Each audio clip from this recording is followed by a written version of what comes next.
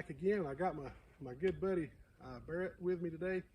He's a student of mine, and also he's done some reenacting and living histories with me for a number of years. And today it takes two people to do what we're going to show you.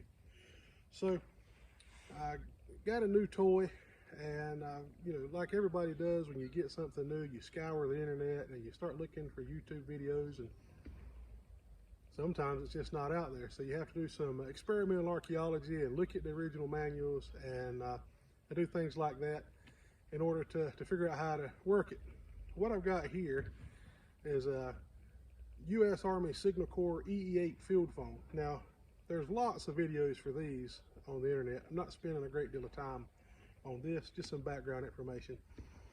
So these were the standard field phones used by the military. Now the World War II ones came in a leather case. This is probably post-war, but the phone is the same. So in the phone, or in the case, you have a telephone, and you have the receiver sender, the generator, and if any of you's watched MASH, you know, you crank this, it makes the other phone ring. Now these work on 2D batteries, which you can still get any old place. The interesting thing is the military didn't call them D batteries. I forget what the term was, but I just go to the dollar store. You can buy these heavy duty D batteries, 2 for $1. Well, they look kind of goofy. Neat thing is all that outside peels off. What you're left with are some actually fairly period looking batteries. When you have these actually in the phone, grab that. So I'm gonna stick these in the battery compartment. If you've got this sitting on a table and the phone is out of the bag and spectators walk by, that looks better than the Dollar General heavy duty battery. All right, so in order for these phones to work, they have to be hardwired to each other. And that's done through spools of communication wire. That's a 2-strand wire. And if you wire one phone to another phone, when you crank the crank, it sends a signal to the other one, which will ring. You pick the phone up. Now these handsets are pretty neat because that little toggle right there is a toggle to talk. So you actually have to push it to send, let off to receive. It takes a little getting used to, but if you're interested in EE-8 field phones, information about this is all over the internet. We're not going to camp out on this, but this is the lead up to it. So what happens if you have more than 2 phones? You have to have a switchboard. And so that's what today is all about. I want to introduce you to a new item in our display collection.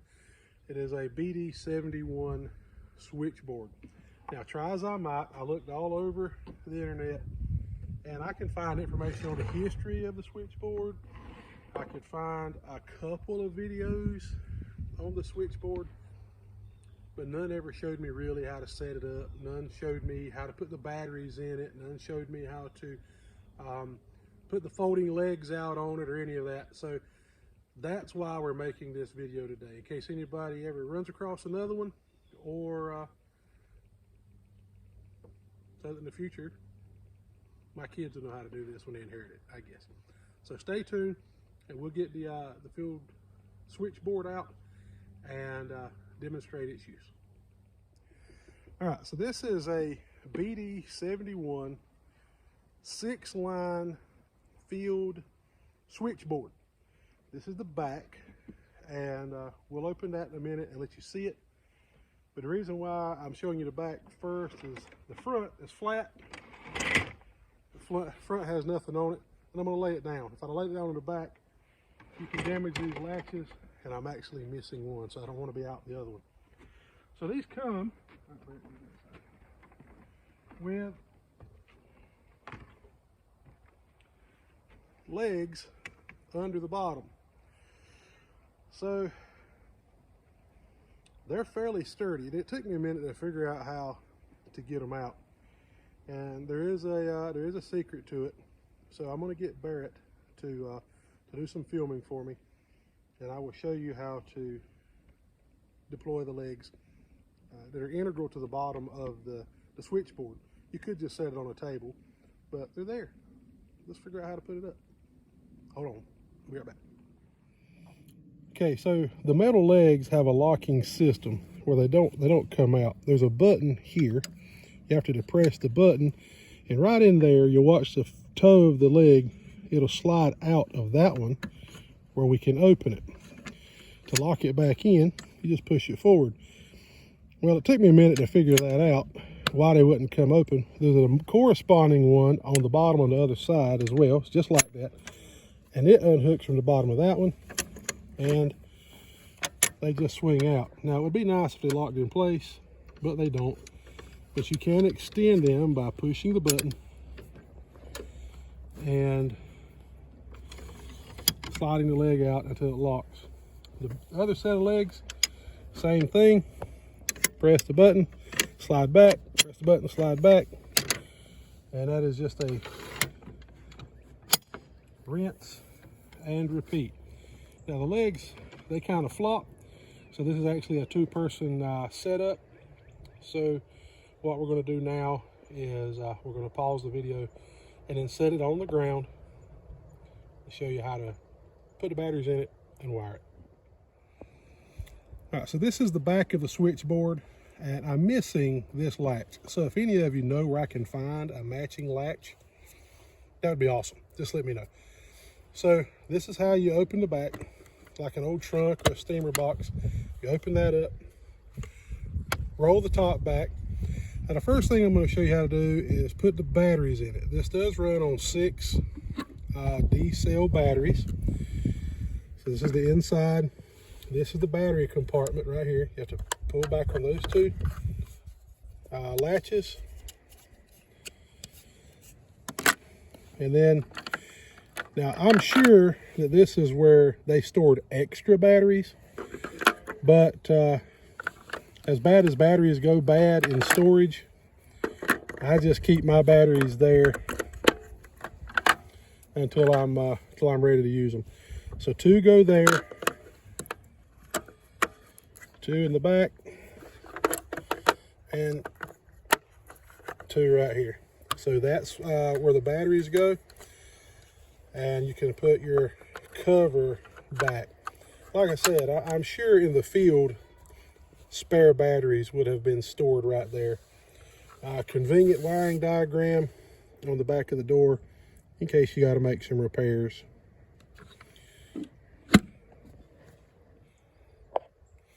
All right, so now it's a 6-line switchboard. So we have 6 sets of terminals. So what I'm going to do here is I'm going to wire the number 1 terminal in to that one EE8 phone we showed you. I have others, but once you've done it once or seen it once, you've seen it 100 times. All right, so this is the end of our split wire. In the hole, tighten it down.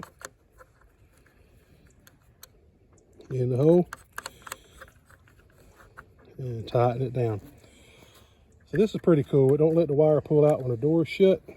When you close the lid, there's these very convenient swing out little doors so that you don't pinch the wires. And then you can latch it. So what we're going to do now is turn the switchboard around so that you can see it from the front. So this is actually the front of the switchboard. So I'm going to show you how to open the front and see all the connections here. Then we're going to make a phone call over to Barrett at the Jeep. So 2 latches on the side, and this plate swings down.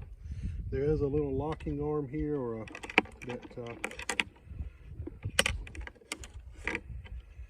goes in to a stud right there. The top you pull out, and push in.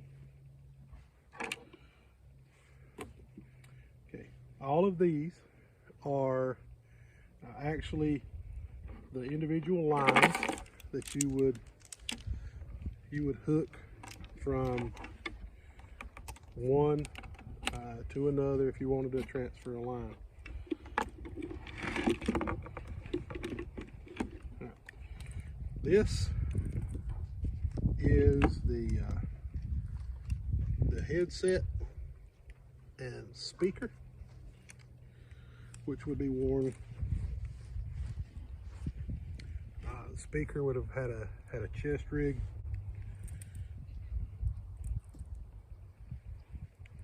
And then a set of earphones, which are under. So I should be able to hear and send. So top left corner is a light switch. Turns on that light, that light. It may be too bright out here for you to see. Maybe. All right, so we know we have a phone on line 1, and so I'm going to demonstrate how you would, if you were in the field, how you would call the phone, the E8 field phone, on line 1. So first thing I got to do is open this little door. That lets me know that that line is in use. If I hold up on this top toggle and I crank,